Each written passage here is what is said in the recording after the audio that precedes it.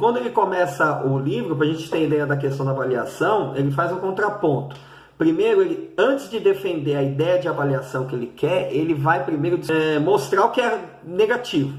O que tem na escola hoje que é negativo. E esse livro, ele é um compêndio de palestras dele do final da década de 80, comecinho de 90.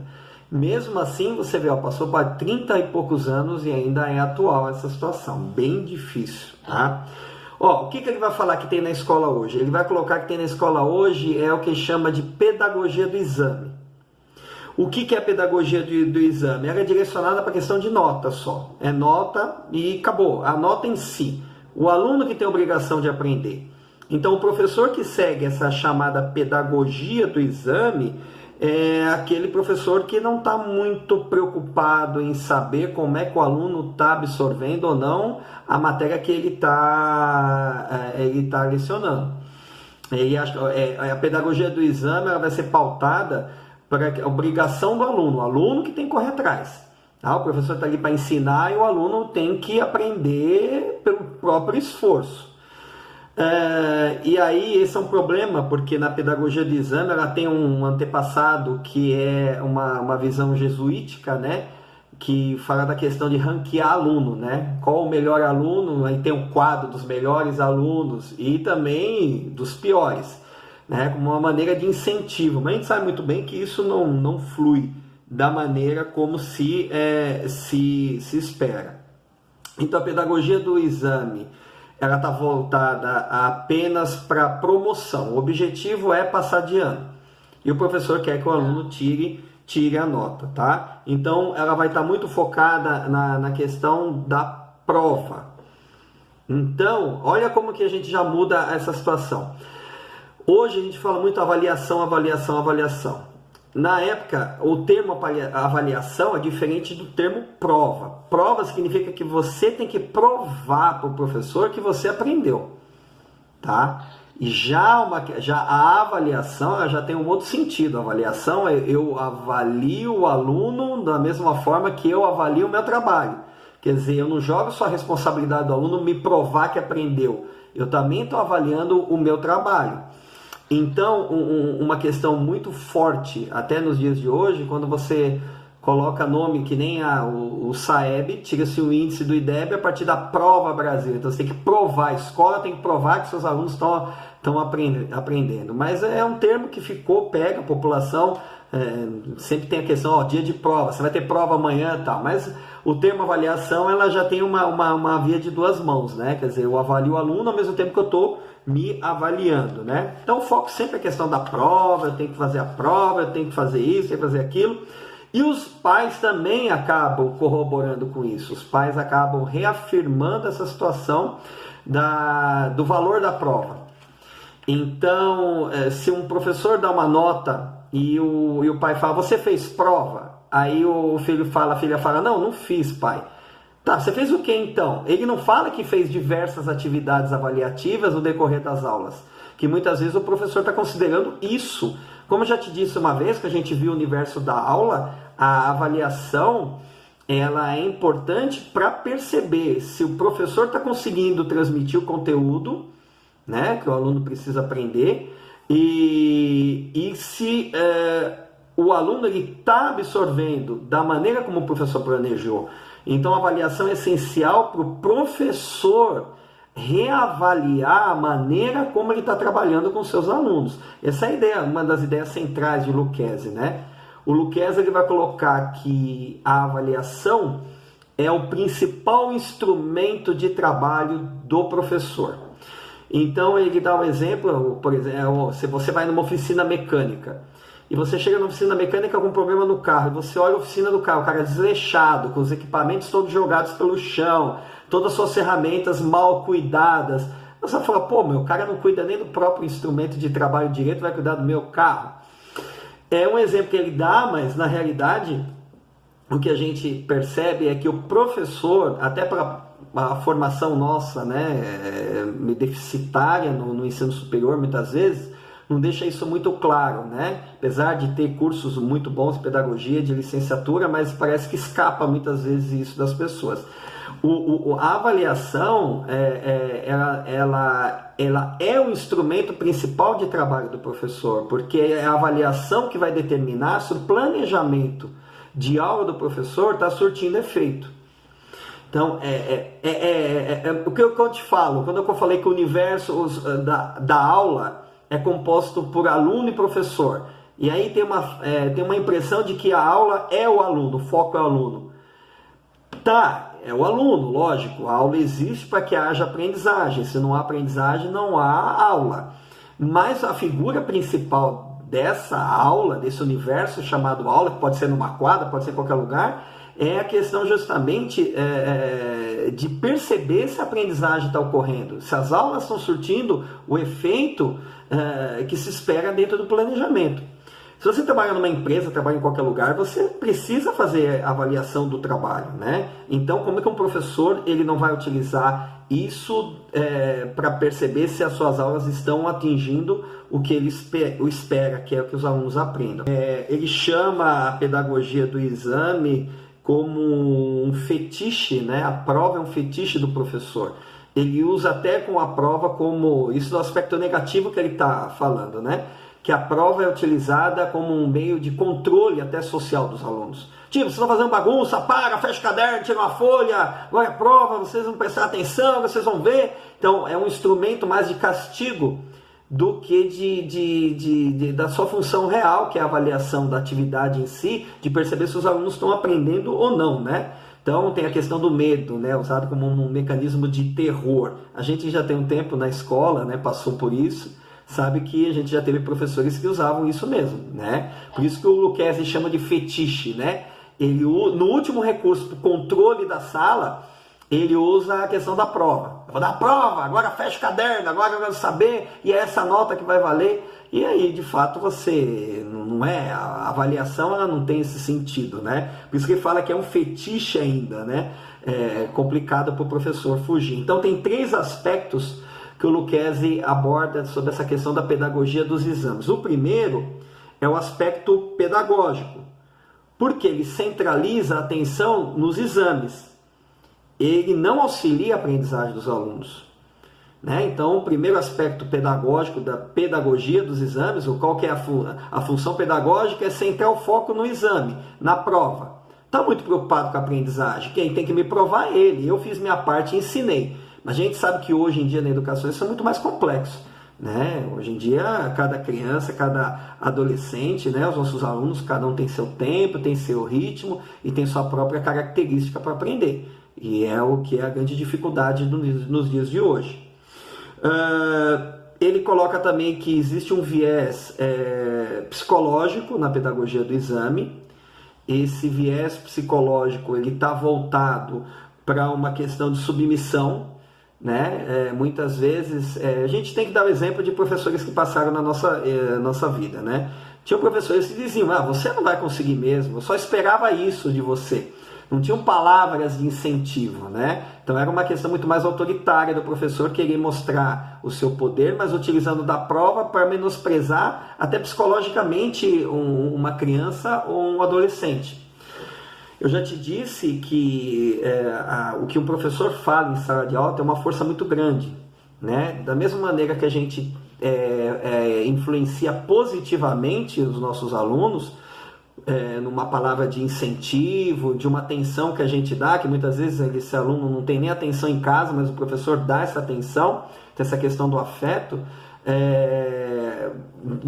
Na contrapartida, o que você falar negativamente para aquela criança pode afetar ele até a vida adulta. Isso é complicado, né?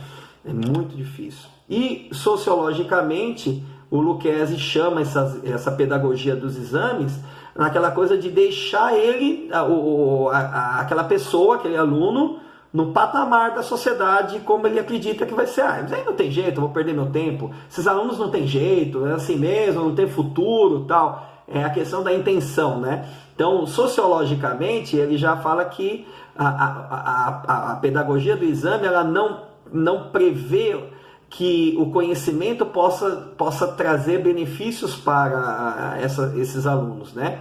Para se inserir na sociedade e mudar esse patamar até social, né? Ele fala que é péssimo isso, né? Ele fala que é um dos resquícios do autoritarismo na sua plenitude, né? A avaliação ela tem que ter outro sentido e não esse, né? E vai colocar, gente, você está lendo esse livro, e o Lucchesi é bem claro nisso, que ele tem um viés freiriano forte, ele demonstra, fala, pô, você tem que trazer a tua responsabilidade para você enquanto educador. É a mesma coisa quando o Paulo Freire coloca em Pedagogia da Autonomia, ele não está falando sobre o aluno. O aluno está posto lá na frente do professor, ele está justamente forçando o professor a tentar entender melhor quem é aquele aluno a partir da própria condição dele enquanto profissional da educação. Por isso que ele diz, o Paulo Freire, o professor precisa o quê? Ser um pesquisador, precisa daquilo outro. Então o Lucchesi ele segue a mesma linha. Então ele vai levar essa questão da avaliação como um instrumento importantíssimo para o professor. Primeiro, ele tem que levar em conta na avaliação que ele aplica para os seus alunos as atividades avaliativas, tá? As atividades avaliativas que ele aplica para os alunos, ele tem que levar em conta aspectos relevantes da realidade. O que é isso? É trazer do que está acontecendo no dia a dia e tentar trazer isso para o conteúdo que ele está querendo que o aluno aprenda. Aqui a gente fala teoria com a prática. Como é que eu relaciono isso? A gente sabe que determinados conteúdos não é tão simples essa junção com a realidade que nós vivemos hoje. Mas cabe ao professor pensar que conteúdos são esses que ele vai estar trabalhando, o que de básico e essencial ele tem que trabalhar com os seus alunos e o que isso vai contribuir para a sua formação em sociedade. Se a gente sabe muito bem que a educação brasileira ela tá voltada. A LDB, no ensino fundamental, é para que esses alunos desenvolvam a capacidade leitora, escritora e de cálculo. Só que a educação básica obrigatória não acaba no fundamental, não é só isso que tem que se trabalhar. Então, quando se avança para o ensino médio, também quer-se fazer com que o aluno ele consiga exercitar a sua cidadania. Ele tenha um exercício pleno da cidadania. E também esteja preparado para o mundo do trabalho. Então, o papel da avaliação é justamente nesse sentido, mostrar para o aluno que aquela atividade avaliativa é para ser benéfica para ele, vai reverter em benefício para ele, mesmo que ele erre, mesmo que ele não consiga fazer nada. Mas o não fazer nada já é uma maneira que ele tem de mostrar alguma coisa, já é um dado que o professor vai trabalhar. Ele já vai ter certeza de que alunos têm dificuldade de aprendizagem. E os quais não têm, né? E esses que não têm, eles podem ser pares avançados para esse professor utilizar em sala de aula. Quem costuma fazer muito isso são professores de Fundamental 1. Os professores de Fundamental 1, muitas vezes, dentro da sua dinâmica de sala de aula, a partir das avaliações que eles vão dando, as atividades avaliativas, eles formam pares produtivos, duplas produtivas, ou com um aluno que é um pouquinho mais fraco, com um aluno um pouquinho mais avançado, para ver se essa parceria acaba dando certo, numa questão de incentivo, que um ajude o outro, né? Quer que fugir, primeiro, da função classificatória da avaliação. Não. A avaliação não é para classificar quem é o melhor, quem é o pior. Na realidade, a função verdadeira da avaliação é uma função diagnóstica. Ela vai diagnosticar a real necessidade desse meu aluno. Essa é a grande questão. Não tem sentido, ninguém está querendo classificar. A nota é uma nota, tá bom? Apesar dos pais adorarem ver os filhos com notas boas, tal, mas até que ponto uma nota boa significa aprendizagem e até que ponto uma nota ruim significa não aprendizagem. Então ele está num processo. Tanto que o Lucchesi é contra aquelas avaliações finais. Fala, que sentido tem você dar uma avaliação ao final de todas as aulas que você deu? Para você perceber quem aprendeu ou não no final que você deu suas aulas. Então, você fala que a avaliação ela tem que ser processual, ela tem que ser durante o processo de ensino-aprendizagem. Preparei 4 momentos de aula para ensinar a interpretação de texto. Lá para a segunda aula, no começo da terceira, eu já tenho que começar já a ter uma atividade avaliativa para perceber se eles estão acompanhando o meu ritmo da explicação. Para ver, aí sim já começar a perceber até que ponto o conjunto da turma está aprendendo ou não aquilo que eu me programei. Se está indo no percurso certo. Se está indo a partir das atividades que são dadas, eu sigo com o meu planejamento normal. Mas se já deu um sinal de alerta, a maioria não está compreendendo ainda o que eu quero, e nesse momento eles têm que ter claro isso, senão eu não consigo avançar, eu tenho que mudar essa minha sequência didática. Às vezes de 5 aulas para 6 ou 7 aulas. Mas não adianta, o professor ele não pode terminar uma coisa se os alunos não aprenderam. Se a maioria da turma não aprendeu, não adianta, ele vai continuar. Agora ele vai ter que fazer todo um diagnóstico de perceber se a turma, de uma maneira geral, aprendeu, então sigamos. Os poucos alunos, uns 5, 6 alunos ou 4 alunos que ainda não estão acompanhando, eu entro com a recuperação contínua. Quer dizer, mesmo em sala, avançando na minha aula, eu dou atividades extras para esses alunos, atividades específicas para a necessidade desses alunos, entro com lição de casa, tá? Quer dizer, eu tento mecanismos, dou atividades diferenciadas. Depois, eu, continuando avaliando esses alunos com atenção, continuo com a minha aula. Ao final, eles podem ter avançado. Se desses 4, 3 avançaram, 1 não.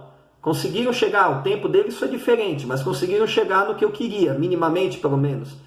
Aquele que não conseguiu, eu tenho que fazer o quê? Continuo com ele em sala, vou tentando, mas eu já preciso pedir uma ajuda externa. É aí que entra o que a gente chama de recuperação paralela. Você pode chamar de reforço escolar, apoio pedagógico, o que seja. Que aí já entra a figura da coordenação pedagógica, que vai conversar com o professor, ver qual que é a real necessidade desse aluno, chamar a família e ofertar essa recuperação paralela, que tem que ser feita no contraturno. Você não vai tirar a criança da sala de aula para ela ter um reforço, não, ela vai continuar assistindo às aulas normal, o professor vai tendo sempre uma atenção especial para ela, mas ela vai no contraturno, ela vai tendo um professor que vai estar com uma classe mínima de 5, 10 alunos, sabendo qual a necessidade de cada um, dá uma atenção mais individualizada. Aquilo que o professor não consegue em sala de aula com 30, 35 na turma. Tá bom? Ele coloca aqui, porque assim, o grande manual pedagógico dos jesuítas, que era a Ratio Studiorum, era o manual padrão para todas as escolas jesuíticas, isso há 500 anos atrás, já era assim. Então, o aluno tinha que se adequar à realidade do professor. O professor não muda para o aluno, é o aluno que tem que mudar para a característica do professor. E aí vem castigo físico, né? Até Aristóteles já dizia, né, que as crianças precisavam ser agredidas mesmo, fisicamente, para poder parar e ter foco. Então, a gente traz isso há bem pouco tempo atrás, porque se você vê 30, 40 anos atrás, ainda tinha escola que tinha palmatória. Né? Você errou, então toma palmatória, puxa a orelha. Hoje é inimaginável um professor fazer isso. Capaz dele morrer. Sim, com certeza, não tem. Ou responder um processo feio, tá? Mas era um controle. Então, para o jesuíta, quem vai bem tem que ser exaltado. Quem vai mal tem que ser menosprezado publicamente. Fala, olha, vagabundo, não faz as coisas e tal. Então, não que não foi importante a pedagogia jesuítica, lógico que foi. Ela sistematizou, tinha muita preocupação com a questão do currículo, da organização que vai se ensinar ou não, mas a realidade é outra, os tempos mudam e para uma educação para o século XXI, a gente não pode se manter dessa forma, tá? Tem que mudar, mas a gente ainda tem muito disso na nossa concepção, né? E aí a gente vai ter o Lucchesi falando da importância do erro. A importância do erro dentro do processo de aprendizagem é fazer com que o aluno compreenda por que ele errou. A compreensão do erro faz com que ele não erre mais. É a grande questão. Então, ele dá um exemplo no livro que ele foi professor da Universidade Federal da Bahia e o filho dele veio com a nota, ele olhou aquilo horrível, né? Falou, deixa eu ver só a avaliação. O deriveiro era uma equação do primeiro grau, era uma prova de equação do primeiro grau e o menino errou todas. Aí ele olhou, analisou aquilo e percebeu onde o menino errava. Mas ele foi conversar com o professor, sem se identificar, que era professor de pedagogia na Universidade Federal. E ele disse, professor, meu filho errou todas. Ele, não, mas não tem alguma coisa estranha aqui? O professor, mas o quê? Não. Ele passando o primeiro grau, ele sabe aqui, ó, ele pega as letras e joga a variável para cá, os números para lá, positivo, ele sabe que vai, fica negativo vira positivo, ele monta, tudo certo até aqui, não tá? Aí o professor falou, não, até aqui tá tudo certo. Então, se até aqui tá tudo certo, ele só errou onde? Aí o professor falou, na conta de divisão, porque acaba numa conta de divisão. Aí ele fala, então, como que meu filho pode tirar 0 numa prova se ele acertou, ele entendeu o conceito de equação do primeiro grau, ele sabe montar, ele sabe desenvolver a equação, só que ele tem um problema, ele não consegue dominar a divisão. Olha, isso é mudar uma concepção que até nós que já passamos por a escola, a gente sabe que muitas vezes a gente achava meio justo. A gente tem professor que ainda dava meio certo, né? Falou, meio certo. Sim, meio certo, porque ele conseguiu fazer o que se propôs. Só que o grande problema foi que ele não sabe fazer uma conta de divisão. Então, muitas vezes, alguns professores... básico, né? Sim, então, às vezes, quando a gente está no ensino fundamental 2, às vezes tem muitos professores que falam assim, eu não vou retomar as 4 operações básicas. Mas não pode pensar assim, tem que retomar. É porque as pessoas, mas lá aumentaram um ano, né, no ensino fundamental 1, agora ensina de 9, então tem 5 anos no fundamental 1 e o aluno me chega no 6º ano, no 7º ano, sabe fazer a divisão. Você não pode criticar, você não sabe o percurso que aconteceu, o que aconteceu com aquela escola, com aqueles professores, o que aconteceu no percurso daquela criança com a vida escolar dele. Então o fato é que chegou com esse déficit de aprendizagem. Eu tive um caso de um professor que ele falou, Ulisses, eu vou parar meu conteúdo para retomar pelo menos a multiplicação e divisão. Eu falei para ele, não, você não fique falando que vai parar o conteúdo, você não está parando nada. Na realidade, você está dando o teu conteúdo que é matemática, você percebeu que é um problema, não adianta você avançar nos seus conteúdos do ensino fundamental 2 em matemática, se eles estão com esse déficit em divisão, em multiplicação. Aí é o momento. Ele falou, então, esse bimestre eu vou pegar firme. Ele falou, pega. E ele ficou mesmo firme o bimestre inteiro, trabalhando isso e exemplificando e dando tarefa. Ele fez dinâmicas. Nossa, do segundo bimestre para frente, ele falou, Ulisses, foi a melhor coisa que eu fiz. Foi ter parado ele ainda tinha essa forma de ter parado. Eu ainda falo para ela, você não parou nada. Você não está parando o conteúdo, né? Porque o conteúdo também é um fetiche, né? Não é a quantidade de conteúdo que significa aprendizagem, mas a qualidade da aprendizagem do conteúdo. Nada melhor que um professor para saber o que o aluno precisa aprender de fato. Sei que ele trabalhou os outros bimestres tranquilo. Então, essa é a lógica. Quando ele chega e fala para o professor, meu filho tirou 0. O próprio professor concorda que 90% da atividade foi realizada. Mas na hora de finalizar, aí é que tá. Volta na pedagogia do exame. Eu quero o resultado. Mas eu preciso entender se o aluno percebeu o processo, né? Ainda hoje, ainda há um pouco de problema quanto a essa questão de como avaliar um aluno. Tanto o Luquezzi como a Jussara, eles vão falar, você precisa ter atenção ao que de fato você está avaliando. Você não está avaliando só ele, está avaliando você também enquanto profissional da educação. Então você precisa estar atento ao teu trabalho, perceber o que está falhando, e lógico, tem que assumir. Falhei muitas vezes, não é o aluno que não aprende porque é culpa dele, às vezes a culpa é nossa enquanto professor, a gente tem que retomar. É isso que ele coloca. Então, ele vai colocar bem claro no texto, fala assim, que a compreensão do erro é o passo fundamental para a sua superação. Então, a compreensão do erro, de como errou, por que errou, é um passo fundamental para a superação desse erro. Ele não vai errar mais. No momento que ele aprendeu onde errou, ele não erra mais.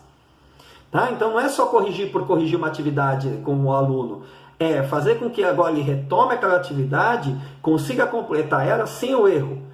Tá? Uma atividade paralela, similar àquela, e vamos ver agora se ele aprendeu. Então, compreender O professor de Fundamental 1 costuma fazer muito bem isso. Ele coloca muitas vezes as atividades todas na lousa e chama os alunos para fazer, vem fazer essa conta, o Cauê vai. Aí chega uma hora que ele vai, trava lá na lousa.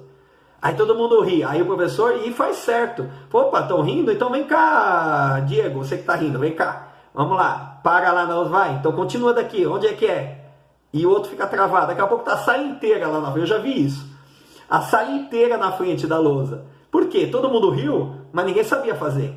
Aí volta todo mundo para as cadeiras, as carteiras, o professor fala, então agora vamos, todo mundo riu, todo mundo, mas ninguém sabia nada, né? Então vamos lá, por que o Cauê lá errou aqui e todo mundo não sabe também como completar isso aqui? Aí a partir dali os alunos ficam atentos e eles compreendem por que aquilo aconteceu, por que aquele erro aconteceu, e se compreenderem de fato não vão errar mais, tá? Isso é uma retomada constante. Ele vai falar que o ato de planejar é a principal razão do professor. Se ele não tem como claro para ele o planejamento, planejar a aula, fica complicado, porque sem planejamento não se tem objetivo, não se tem que caminho eu vou seguir, quais as ações que eu tenho que promover para conseguir atingir os meus objetivos. E quais são os meus objetivos enquanto professor? É que os alunos aprendam. Essa é qualquer planejamento de aula, ele tem por objetivo a aprendizagem dos alunos. E o planejamento de aula de um professor, ele está pautado por um documento importantíssimo dentro da escola, que é o projeto político-pedagógico. Então, o projeto político-pedagógico, ele é o que dá o norte das ações, né? Então, isso deveria ser uma coisa bem mais discutida na escola. Porque ele referencia o trabalho não só da escola, mas também de uma rede de oficial de ensino, que a gente está falando de escola pública, ela está inserida. Então essa escola ela precisa ter um norte para ela, e se ela não construir um projeto institucional, como o Lucchesi chama, onde mostra para o professor, para os funcionários, qual o objetivo deles dentro da escola e que mecanismos a gente vai utilizar para poder atingir o grande objetivo de uma escola, que é a aprendizagem dos alunos, então não tem sentido. A gente tem que ter o PPP claro, né? Lógico, cada professor ele tem sua própria maneira de trabalhar, mas o que a gente pensa quando tem um projeto político-pedagógico construído coletivamente é que os professores não vão dar aulas iguais, mas vão ter propostas semelhantes no que diz respeito aos objetivos que se espera dentro da escola, tá? Então, o professor ele precisa encontrar no seu trabalho uma fonte de prazer. Tem que ser prazeroso para ele trabalhar na sua função, né? Não estou falando que ele não vai passar, como todos nós passamos, por percalços, né? Lógico, dificuldades qualquer profissão tem, mas essa dificuldade quando surge, a gente precisa justamente reavaliar as nossas ações, porque o objetivo é ter prazer no que está fazendo, né? Ser reconhecido no que faz. Então isso influencia muito no trabalho do professor, influencia até nessa concepção de avaliação, tá? E a ação do professor é primordial dentro da escola, né? Porque sem a ação do professor dentro da sala de aula, não há sentido em nada do que acontece lá, do que é discutido coletivamente. Mas essa ação do professor não pode ser uma simples ação imediatista, não, ela tem que ser uma ação planejada. Tem que ter planejamento, Jéssica, não tem como. O professor pode até numa semana ou outra, numa aula ou outra, buscar algo de improviso por conta da sua rotina extenuante. Não deu tempo, eu saí de uma escola, vim para outra, não consegui preparar porque eu também tenho família e não consegui em casa fazer e tal. Uma vez ou outra isso pode acontecer, mas na maior parte das suas aulas tem que ter um planejamento claro dos objetivos que se espera, né?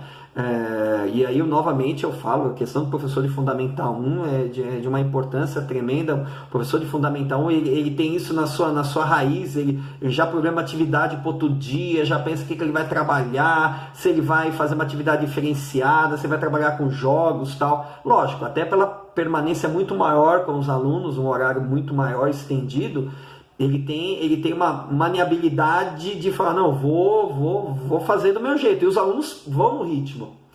Quando chega para o Fundamental 2, Jéssica, aí é que o negócio complica, porque aí eles não têm mais 3 professores, que é o professor deles da turma, um professor de artes e um professor de educação física. Esse é um aspecto. No fato é que tem sempre aquele professor ou professora como referência. Quando ele chega para o Fundamental 2, ele tem 7, 8, 9 professores diferentes, cada um com um jeito.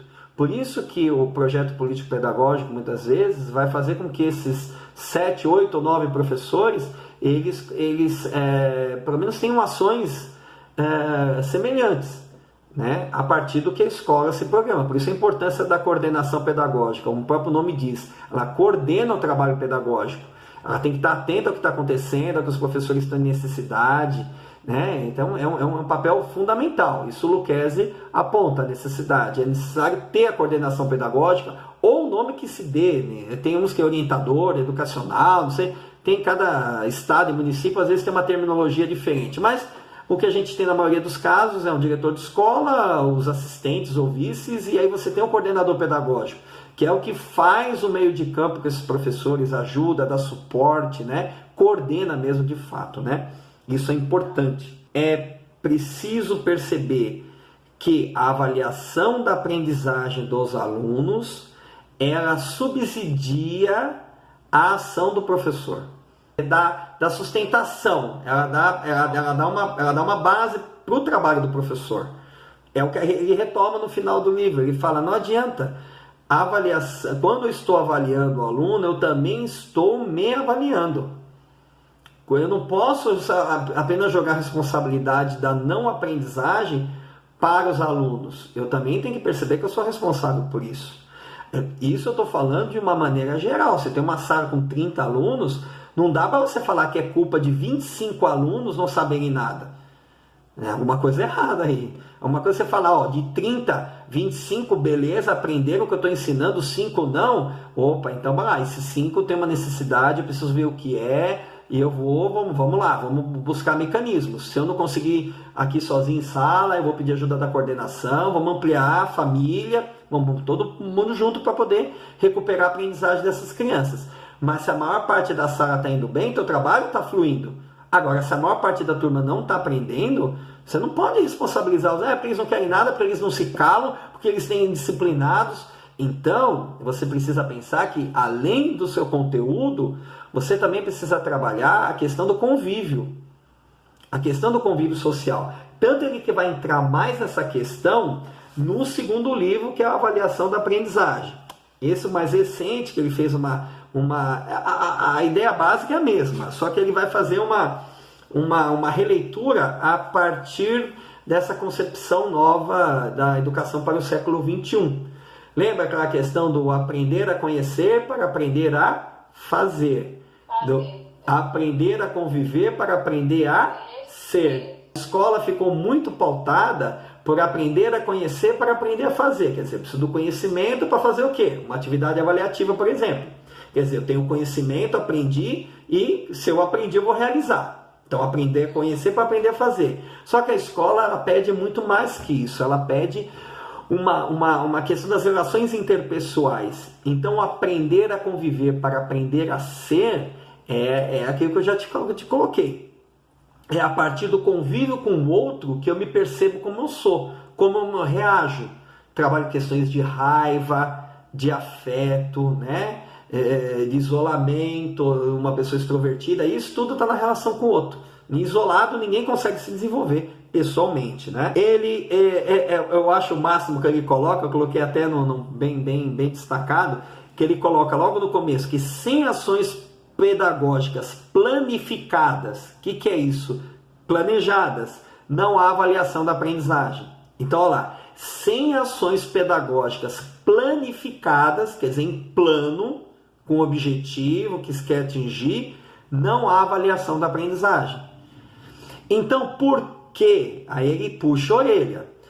Por que muitas vezes o professor não sabe fazer uma avaliação? Porque ele não está planejando. Ele vai avaliar o quê? Então, o que é que eu vou avaliar? Né? É bem complicado. Então, assim, o professor precisa ter, porque a atividade avaliativa ela tem que ser construída pelo professor com os objetivos propostos por ele, né? A partir do que ele está ensinando. Coloca que não pode se tratar a avaliação como um ato isolado dentro do processo de ensino-aprendizagem, não. A avaliação ela está intrínseca nessa engrenagem. Na realidade, ela é o que faz funcionar essa engrenagem. Porque a avaliação vai demonstrar se eu tenho que avançar, se eu tenho que retroceder, se eu posso avançar com mais rapidez ou mais lentamente. Então é a avaliação que vai dar a forma como essa engrenagem ela vai se desenvolver. Se eu não tenho preocupação com a avaliação, então o negócio vai na banguela, vai do jeito que for. E não é esse o objetivo que o Lucchesi pretende dentro dessa visão. A avaliação retrata a qualidade dos resultados que estão sendo obtidos, cabendo ao professor, com base nessa constatação, decidir e investir na obtenção do que foi planificado. Então, vamos lá. Ele, com a avaliação, ele planejou algo. Então, ele vai perceber se foi ou não a constatação. Se não houve, ele vai decidir e investir novamente em um novo planejamento. É isso que vai fazer. É a praxis educativa, que é o que? A teoria com a prática. Então, a teoria. Eu fui, planejei minha aula, fiz tudo que eu precisava, li, né, repensei, veio como ia ser minha sequência didática. Pronto, teorizei. Agora eu coloco em prática. O que é a prática? É a aula. É as minhas aulas que estão acontecendo. Como vou perceber que as minhas aulas estão saindo como planejado? Aí que entra o terceiro ponto, que é a avaliação. É ela que vai definir a avaliação durante o processo, se eu vou ter que voltar para a teoria e rever o que está acontecendo de errado na minha prática. Ou vai dizer, continua com essa prática porque ela está certinha. Tá beleza, tá como a gente planejou. Tá ótimo, entendeu? Então, entre a teoria e o que acontece na prática, tá a avaliação. É a avaliação que vai perceber se a prática, de fato, está surtindo efeito como foi pensado anteriormente. Se não está, retoma. Sobre a questão dessa teoria com a prática. Nenhuma teoria vai à prática sem antes passar por múltiplas mediações. Então, assim, nenhuma teoria vai à prática sem antes se considerar esses 4 pontos que está sendo colocado por ele. Primeiro ponto, uma teoria pedagógica compatível com a prática da avaliação da aprendizagem. Então, que teoria pedagógica me influencia na hora de eu preparar as minhas aulas? Né? Essa é a primeira coisa, a concepção pedagógica. É a questão, muitas vezes, a intencionalidade. Qual a intenção que eu tenho? Que teoria me baseia, que teoria pedagógica me baseio, ou a escola, ou o sistema tem como parâmetro, porque essa teoria pedagógica é que vai influenciar na minha confecção da minha avaliação, de como eu devo avaliar se os meus alunos estão aprendendo ou não. Segundo ponto, que vai impactar a teoria com a prática. Que conteúdos são esses que eu vou trabalhar com os meus alunos? Eu estou preocupado com o quê? Com a quantidade ou com a qualidade? Eu estou preocupado com que aquilo faça com que o aluno aprenda e esse conhecimento seja utilizado para aprender novos conhecimentos que virão. Então, é uma questão que tem que ser bem avaliada pelo professor, né? Ele precisa ter clareza que conteúdos são esses que eles vão trabalhar. Eu vou dar um exemplo que eu já te falei da proposta curricular da rede estadual de ensino de São Paulo. Está lá na proposta curricular do Estado. É para trabalhar com os alunos o básico e o essencial. Quando ele fala trabalhar o básico e essencial, ele não está falando nivela por baixo ou dá só pouquinho porque eles não vão dar conta. Não é isso. É porque justamente o professor sabe muito bem o que o aluno de fato precisa aprender. O que ele de fato precisa estar aprendendo. Então tem que ter muita clareza no que ele vai escolher, no que ele vai selecionar os conteúdos, tá? Para trabalhar com seus alunos. Terceiro ponto importante é a didática que o professor vai escolher para trabalhar com esses alunos.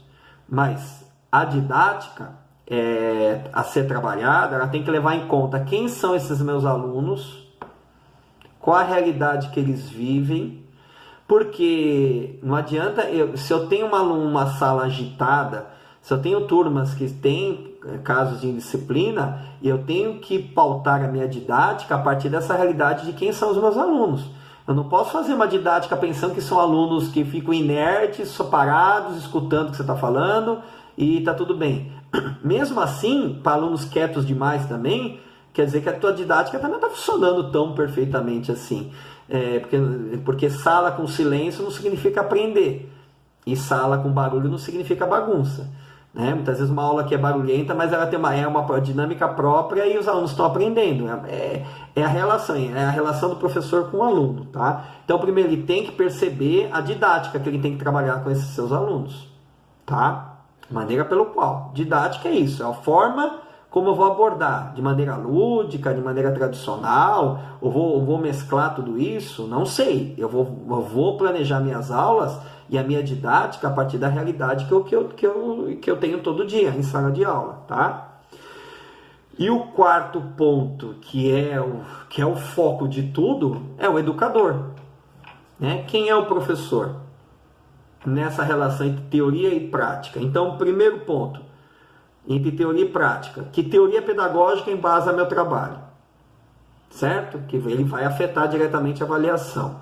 Segundo ponto, que conteúdos escolares são esses que estão sendo trabalhados? Todo esse conteúdo é realmente necessário para os alunos? Se a turma é boa, se ela acompanha, então vai lá, toca o pau. Mas não é a realidade que a gente tem hoje, tá? Então, segundo ponto, que conteúdo é esse? Terceiro, a didática, a maneira como eu vou ensinar esses conteúdos. E o quarto ponto é eu, enquanto educador, como é que eu estou para poder desenvolver essa relação entre teoria e a prática. É como diz Vygotsky, é a zona de desenvolvimento potencial ou proximal. Eu estou aqui. Ele sempre fala que tem que ter mediação de alguém, a mediação do adulto, no caso o professor. Venho um aluno com o conhecimento que ele tem e eu venho com conhecimento novo.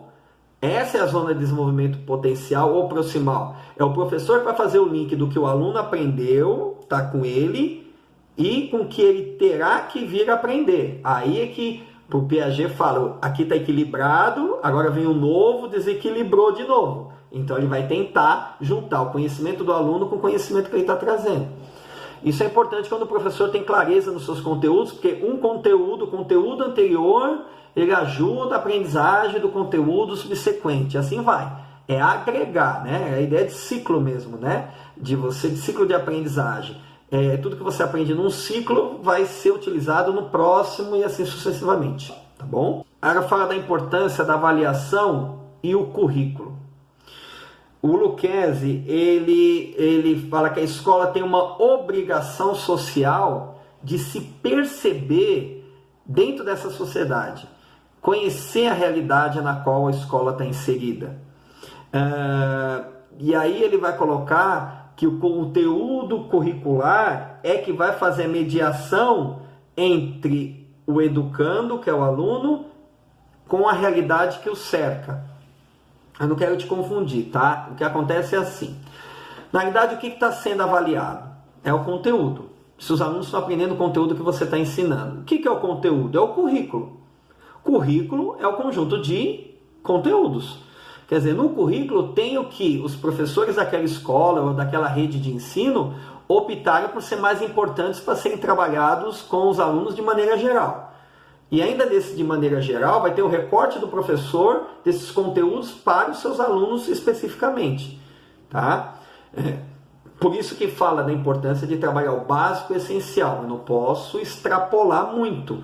Eu tenho que ter um controle sobre o que eu estou fazendo com trabalho com os conteúdos, mas ligados à realidade que eles estão vivendo. Às vezes é duro de compreender essas coisas. É simples de compreender. Você trazer a teoria prática, trazer a realidade deles. tentar dar exemplos do que você está ensinando a partir da realidade que eles vivem. Que isso é uma maneira muito interessante, porque chama a atenção do aluno, porque ele vai se identificar com aquilo e ao mesmo tempo eu já estou ensinando o que eu quero que ele aprenda. Porque conteúdo não é só memorizar datas, não é memorizar, fazer uma equação, não é isso. Na verdade é criar condições cognitivas no aluno, criar condições que ele possa aprender, se desenvolver. Esse é o grande objetivo. Por isso que fala que o objetivo do ensino fundamental, que sem isso ele vai para o ensino médio capengando, é que ele desenvolva a capacidade leitora, saiba ler e interpretar. Escritora, que ele consiga colocar no papel as suas ideias, né? E de cálculo, fazer pelo menos as 4 operações básicas e além disso. Então, como o Paulo Freire coloca, leitura de mundo, como é que uma pessoa pode entender o mundo sem capacidade leitora? Se ele lê, se ele escuta algo e não compreende, quer dizer, ele não compreende a informação que chega dele do mundo e também não se faz compreender por esse mundo também, porque ele também não tem desenvolvido essa linguagem, seja a falar verbal ou escrita, ele não consegue se comunicar.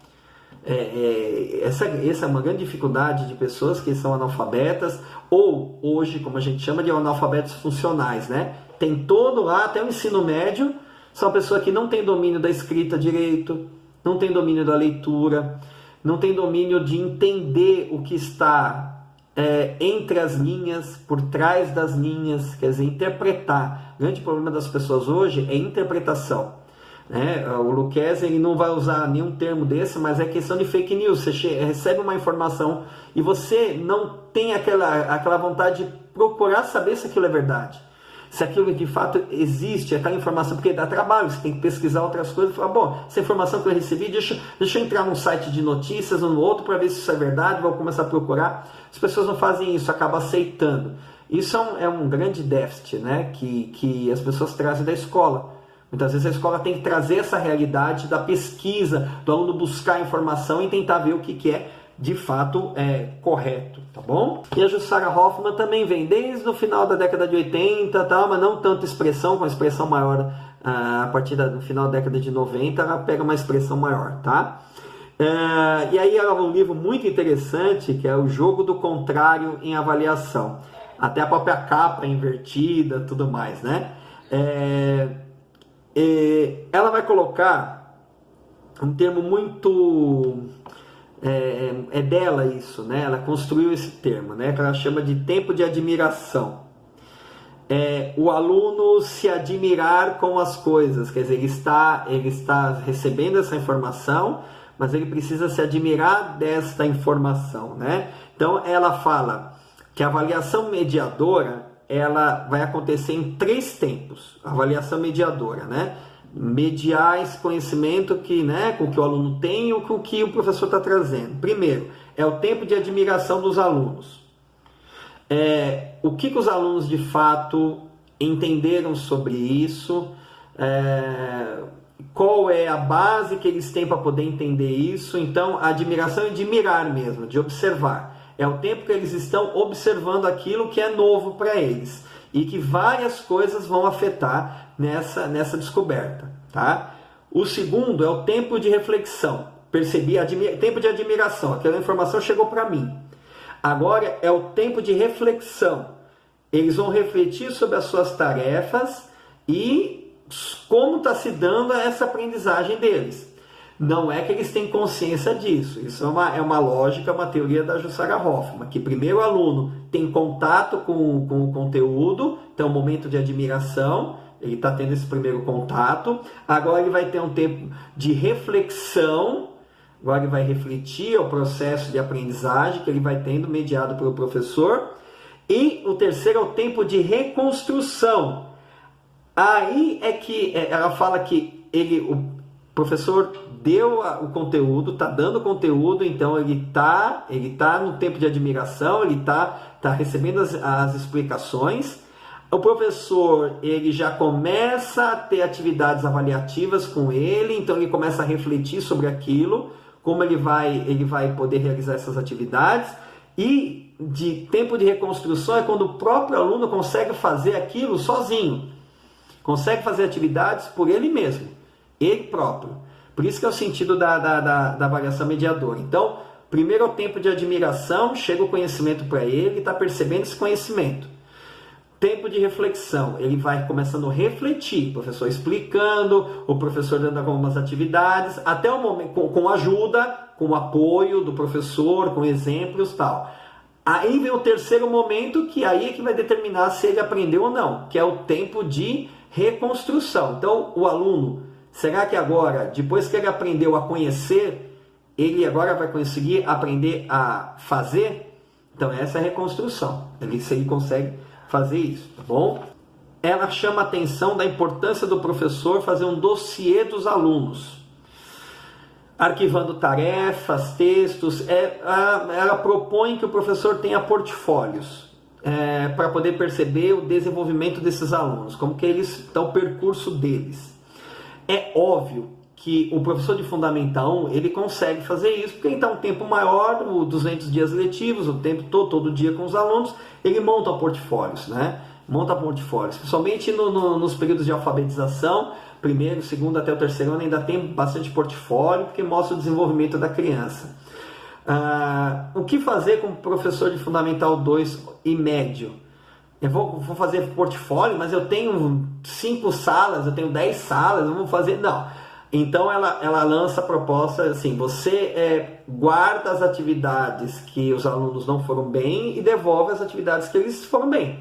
Você só vai guardando as atividades dos alunos que têm dificuldade, porque aí você já sabe qual é o foco, onde você tem que seguir. Então o portfólio, quer dizer, guardar esse dossiê que ela chama dos alunos, os alunos que estão bem, beleza, você tem atenção, mas eles estão fluindo, beleza, vamos lá, você devolve as atividades. Para os alunos que não estão avançando, você guarda essa atividade, porque ela te serve como o sentido de dossiê. São as informações daqueles alunos que não estão aprendendo, que aí você tem que refletir a partir dessas atividades, para tentar achar um mecanismo para poder reverter esse déficit de aprendizagem. A importância da família, ela precisa entender que quando o professor dá uma lição de casa, é para o aluno fazer. Não é para os pais fazerem. E se os pais ajudarem, ajudar só no sentido de dar um norte, mas quem tem que fazer é a criança. Então, quando a lição de... Imagina o professor, se a professora cedeu a lição de casa para aqueles alunos, às vezes você não deu para todos, foi para alguns específicos, mas vamos lá, que você deu para toda a turma. Voltou essa lição de casa, toda certinha, toda bonitinha. Qual é a tua visão? Ele aprendeu. Mas na realidade não foi ele que fez, foi a mãe e foi o pai que fez, ou o irmão mais velho, ou alguém em casa que sabia e fez para ele. Quer dizer, aquela lição de casa que tinha como objetivo fazer você perceber o que está acontecendo, te dá dando uma informação equivocada. Então ele fala que é complicado quando as famílias elas não dão suporte, porque se ele não sabe, então nem que a família coloque um bilhete, não conseguiu realizar a lição de casa. Não conseguiu compreender, nós não conseguimos ajudar. E essa informação que está escrito lá, com o pai ou a mãe escrevendo no caderno do aluno, nossa, é de uma importância muito grande, professor, que ele vai perceber, poxa vida, tá, legal, então ele não conseguiu fazer, então deixa eu ver como é que eu vou fazer aqui, tá? Então vou me replanejar. Mas a sinceridade dos pais dizer, nosso filho não conseguiu fazer, nossa filha não conseguiu fazer, tá? Do que fazer, porque você dá uma informação, é um falso negativo no exame. Chegou o exame, deu negativo, mas não, é positivo, está errado. O cara está com a doença, aí você não faz o tratamento e a pessoa morre.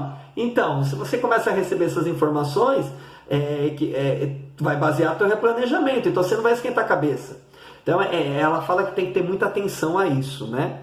Ela diz também que um grande problema para o tempo de reconstrução, que é do aluno aprender, é a adoção de apostila.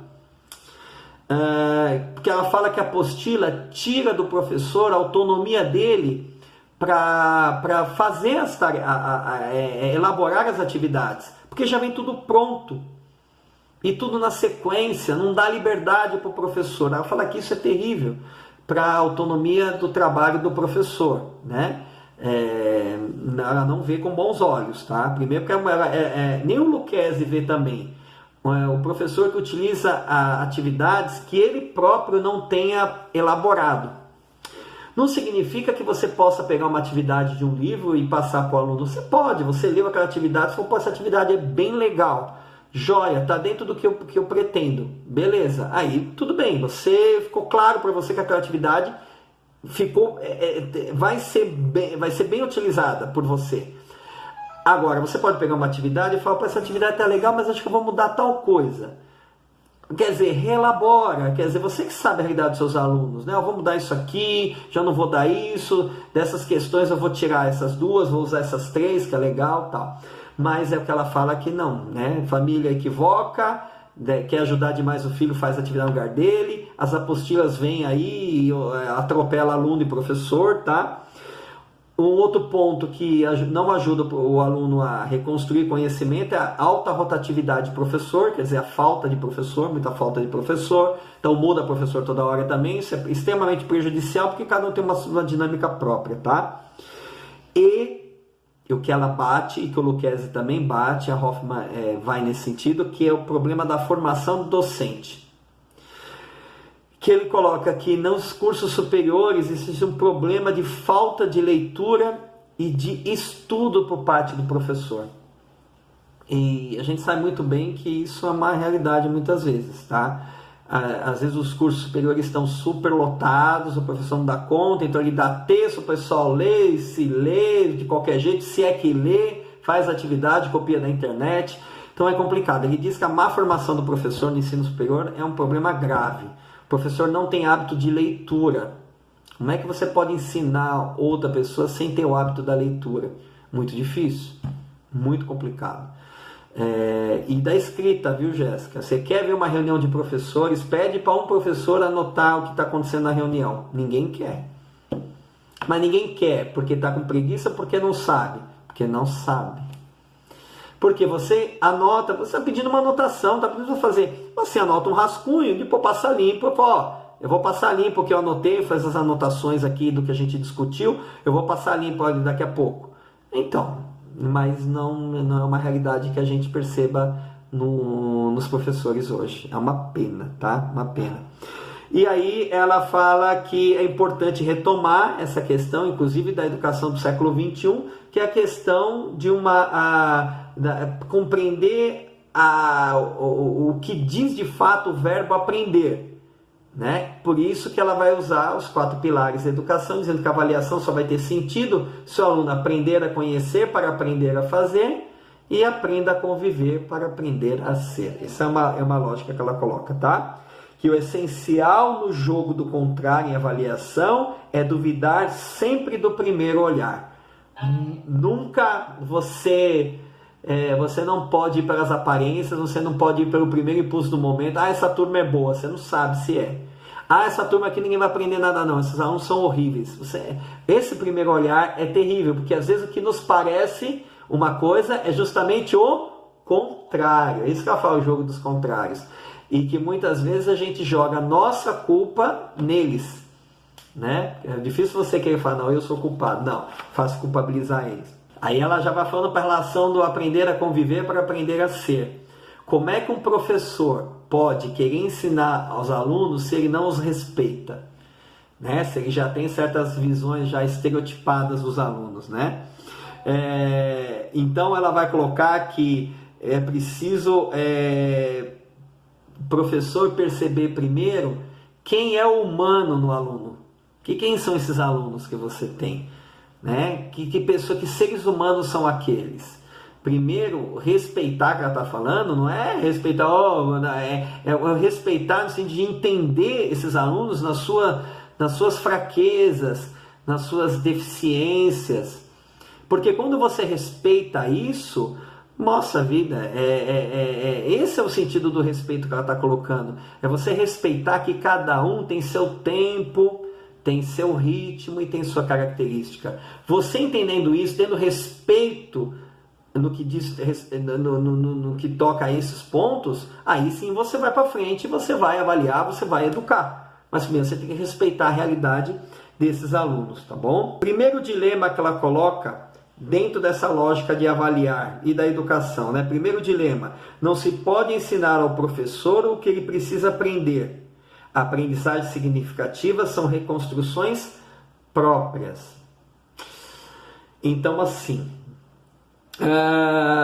o professor é duro você querer falar para um professor, você precisa aprender isso. Ele precisa, o que você precisa fazer é que o professor tenha consciência de que ele precisa aprender. Por isso que fala, ele precisa fazer, é uma reconstrução dele.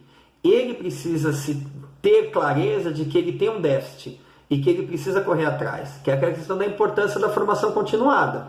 Precisa ter essa formação continuada. Ele precisa, o professor, perceber que ele precisa reconstruir seu conhecimento. Tá? Segundo dilema, mudanças resultam em sofrimento.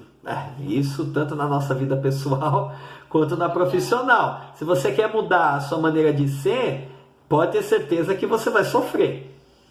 Porque ninguém muda o que é com facilidade. Tá? Agora, você fazer uma mudança que você fala assim, caramba, eu sou culpado das minhas aulas não serem legais ou não atingirem meus objetivos, então eu preciso mudar. Mas muitas vezes eu vou ter que fazer mudanças que não vão me agradar, porque eu achava que aquilo era certo e não é. Né? Na realidade não é. Normalmente o professor tem resistência a qualquer tipo de mudança. Ele demora muito para compreender que a mudança é necessária para que ele melhore a sua prática, né? Muitas vezes o professor, não quero fazer esse negócio de tecnologia, não gosto de usar isso, não gosto de usar aquilo, o negócio é esse aqui, acabou. Então ele não se dá a oportunidade de achar novos mecanismos, novas didáticas, e mudar. Por quê? Ele tem medo de sofrer, isso é muito difícil, eu não quero, tal. Então ele resiste e fica na zona de conforto. Essa é a grande questão, fica na zona de conforto. Terceiro dilema, mudanças permanentes ocorrem passo a passo.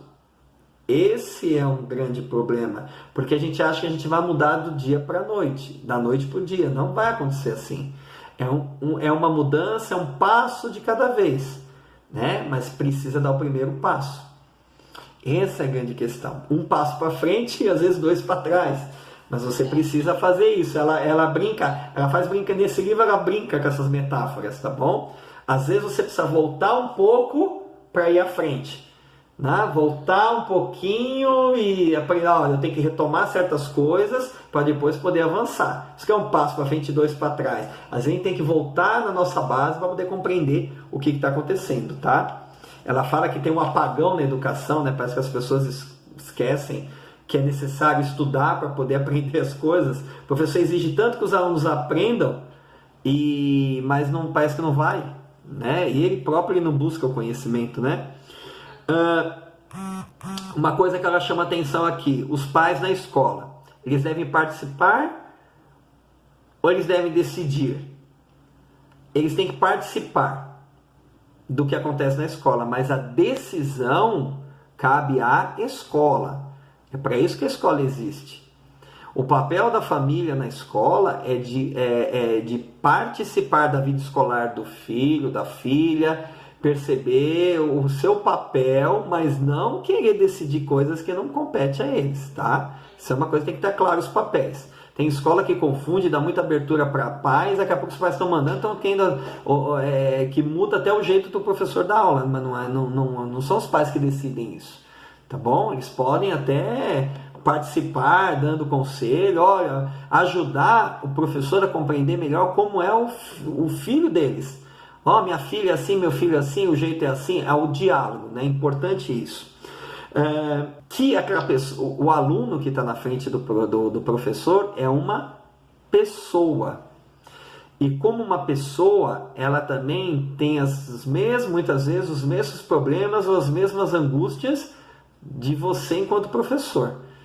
Então, aquele ser humano, olha só, respeitar primeiro, educar depois, quer dizer, ele primeiro respeita o ser humano que está ali, e a partir dali você parte para a educação, a partir do conhecimento de quem é. Esse é um livro que não é tão... fala da avaliação, mas ela está falando já num outro aspecto, mais o aprender a conviver para aprender a ser. Né? Ela já está pegando nisso, quer dizer, a importância de ter essa base de convívio, para aí sim o professor poder educar com mais clareza e poder avaliar de maneira clara, sabendo que uma avaliação às vezes tem que ser muito diversificada. né? Porque cada um caminha no seu próprio tempo, com o seu próprio ritmo, tá? Bom, ela coloca formar pessoas, não apenas instruir. Pressupõe resgatar suas histórias de vida, conversando com educandos em sala de aula e fora dela, sobre suas vidas e suas aprendizagens.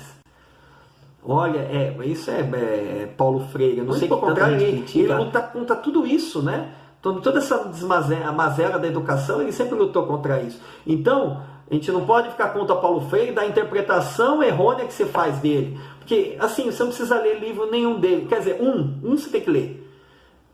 Pedagogia da Autonomia. Depois que o cara leu Pedagogia da Autonomia, fala, mas esse cara aqui é o mal da educação? Não. Óbvio que não. Então, tem coisas que é falar de Jesus, né? O cara fala, mas matar em nome de Jesus. Mas matar em nome dele, mas ele não falou para matar ninguém. Vamos mandar amar o próximo como a ti mesmo. Não faça com os outros que não quer que faça contigo. Aí o cara vai e mata em nome de Jesus, parece que é louco, entendeu? Então, é difícil essas coisas, né? Em vez do professor estar querendo focar para reprovar o aluno, que não sabe, por conta disso, e volta aquela pedagogia de exame do Lucchesi, né? Usar a avaliação, a prova, né? Não, nem a avaliação, porque o cara que quer reprovar o aluno, ele não usa avaliação, usa a prova.